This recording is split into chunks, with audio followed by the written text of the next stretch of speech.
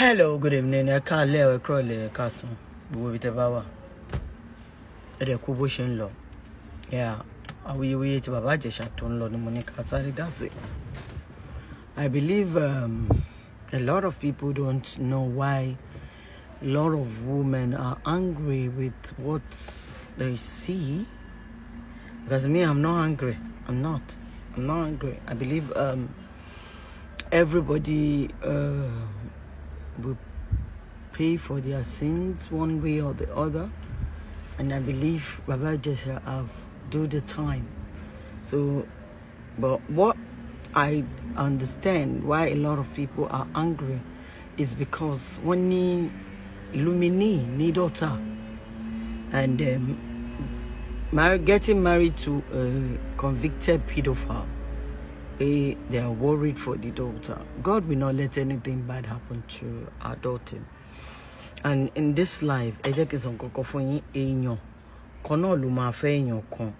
Àwọn èèyàn kan ló ń fẹ́ serial killer. Àwọn èèyàn kan ló ń fẹ́ bandit.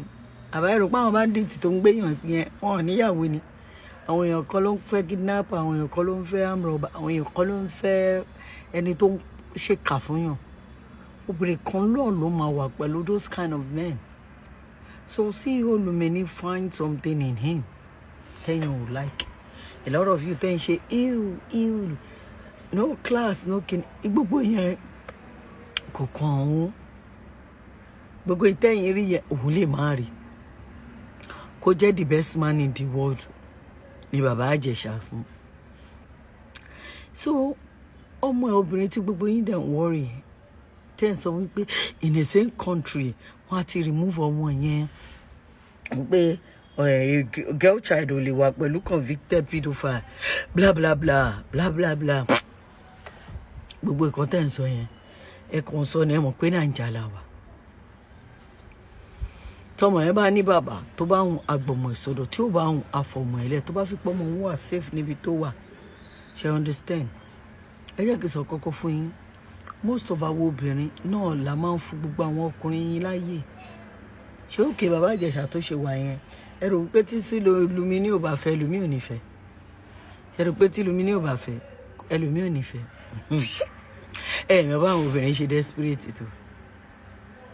Wàláhì Lumi kò kí ni obìnrin ò lè bá sùn àwọn obìnrin kan.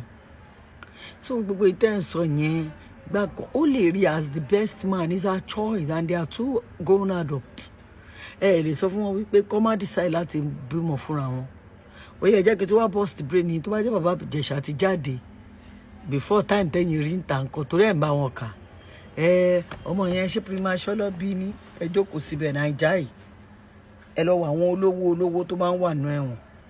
Wọ́n máa ń wà ní VIP ni. Ṣé bí mo ti sọ fún yín rí pé tá bá lọ sí iṣẹ́ ọ̀bẹ yẹn tó bá ṣe lówó ẹ̀ lọ wọ́n lè fi ẹ́ sí VIP room tó jẹ́ pé ẹ̀ ní pọ̀ ń bẹ̀. Ó lè jẹ́ yín méjì, ó lè jẹ́ yín ọ̀kan bówó ẹ̀ bá ṣe mọ́ ni, ó lè jẹ́ yín mẹ́rin. Okay, àwọn billionaire àtẹrùpọ̀ ń lọ sẹ́wọ̀n yẹn ṣe rò pé sẹ́ẹ̀lì ló ń kó wọn sí pẹ̀lú battalions. Nígbà tí Bobrisky lọ sẹ́wọ̀n ṣé gbogbo yín ẹ̀ padà gbọ́ wípé bí apartment ló wà tó ní wọn lè kó mọ́ àwọn ọkùnrin àtobìnrin tó lọ fi sí bàbá apartment tó fine.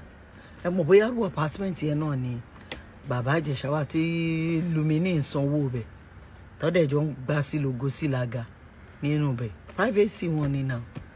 So ẹ má máa ṣe bí wípé ẹ mọ̀ bó ṣe ń lọ ní Nàìjíríà jàre tó jẹ́ wípé fine place tó máa dàbí ilé ó dẹ̀ lè ti jáde before then kó jẹ́ wípé ó ti ṣe time ẹ̀ tán ó dẹ̀ lè má ṣe tán kó kú few months because wọ́n ń ka prison bẹ́yìn ṣe máa ń kà tó bá máa kà wọ́n máa kà ní day and night wọ́n ń kà ní 24 hours 48 hours 24 hours I mean ẹ mọ̀ èyí máa ń kà 48 hours as 2 days 24 hours as wọ́n ń kà bẹ́ẹ̀ àárọ̀ alẹ́ ọjọ́ kan àárọ̀ alẹ́ ọjọ́ kan àárọ̀ alẹ́ ọjọ́ kan báwọn ṣe ń kà nìyẹn. So time ẹ lè ti pé kó jẹ́ pé ẹ̀yin lè kà dáadáa kó dẹ̀ jẹ́ pé ó ti jáde tipẹ́tipẹ́. Ṣé bàbá IJESHA jẹ́ bí ọmọ kékeré ni tí ó bá ṣóhun ló lọ mọ́? Ṣé ẹ̀rí fọ́tò tó bọ́ ọmọ ìyá ni ń bọ̀? Ẹ jẹ́ kí n fi hàn yín. Ó bọ́ ọmọ yẹn àgbẹ̀tọ̀ yìí ṣé bébì yìí jọ bébì tọ́ṣẹ́ bí? Kò ṣe bébì tọ́ṣẹ́ bí náà. The baby is big. Ṣé tèrè? Á ti wọ ọmọ oṣù méjì àbí mẹ́ta sef. Ṣèbí máàcì lọ ti kọ́kọ́ sọ kínní.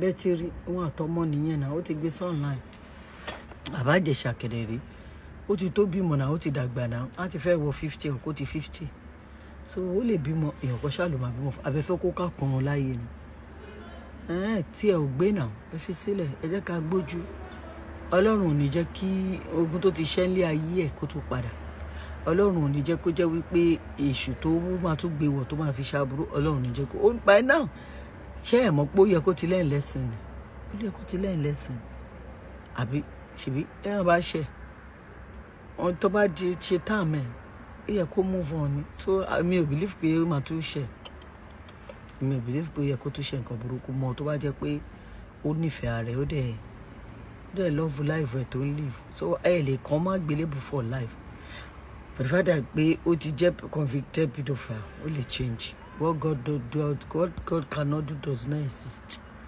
ó lè change ó lè wà ó lè ní the change of mind ìyíwọ́ padà ọkàn kó dẹ̀ má ṣe dáadáa so ẹ lè kàn má gbélébù for life èèyàn kan dẹ̀ ló máa fẹ́ èèyàn kan lómi ní òlọ́kọ ọ̀bọ̀ single mother ni ó dẹ̀ rí bàbá Ìjẹ̀ṣà ó tẹ̀ wọ́n dé kó tẹ̀ wọ́n dé èèyàn kan ṣáà ló máa fẹ́ lẹ́wọ̀n so it's not a bad thing but I pray it does not harm the daughter of that lady or do anything nasty because all eyes are on him. She understand.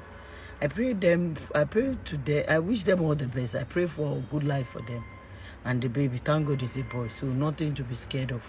Emma panic. I wish them all the best. So ẹ jẹ́ kó live and let's live ni. Ẹ jẹ́ kó gbégbé ayé rí. But tí bàbá Ìjẹ̀ṣà tí ó bá tún fẹ́ fi wẹ̀ hàn ayé á tún sọ. So for now ẹ jẹ́ ká fi wọ́n lẹ̀. Wọ́n ti ṣe nǹkan tó fún wọn, they are adults, so ẹ jẹ́ kí gbogbo wa wà in peace and harmony kí gbogbo wa dẹ̀ wish one all the best. Bàbá Ìjẹ̀ṣà ẹni tó fẹ́ rí bẹ́ẹ̀ òun náà dẹ̀ mọ́ra ẹ̀ I believe wípé wọ́n ti jọ mọ́ra wọn because wọ́n náà ti marry wọ́n ti ṣe gbogbo ẹ̀ so kọ́ máa gbégbé ayé àlàáfíà ìgbà tí ìyàwó rẹ̀ kọ̀ tí gbogbo yín sọ pé ṣẹlẹ́wọ̀n ló yẹ kó fọ́ ṣó ké fún yín wọn bá nìkan máa mọ èèyàn ló máa fẹ́ lẹ́wọ̀n kò ké fún yín kò pariwo fún yín kò fẹjọ́ sùn yín so kí wàá ní gbogbo yín wọ́rì kò dẹ̀ sọ pé ó molest ọmọ òun so what is the worry about ẹ jẹ́ kí gbogbo wa máa calm down bàbá Ìjẹ̀ṣà náà by now yẹ kórìí ẹ̀ ti pé so ọlọ́run àbá àwọn ọmọ wọn ọlọ́run àdá sí ẹ mọ̀ pé tó bá jẹ́ pé mo fẹ́ àtàkì ẹ̀ ni màá ti fún jẹ but there's. tó ẹ̀yin èèyàn wa mà ti gbọ́ àwọn ọ̀rọ̀ yìí tí MAMACITA tí wọ́n sọ nínú fídíò yìí látàrí ọmọ tí bàbá Ìjẹ̀ṣà ṣẹ̀ṣẹ̀ bí pẹ̀lú sí olùmí ni ẹ̀yin èèyàn wa kí ni tí ẹ lérò lórí ọ̀rọ̀ tí arábìnrin yìí sọ. some things ti jẹ́ pé èèyàn máa ń consider some things èèyàn lòun náà by now you should learn so guys pray for them all the best bye take care.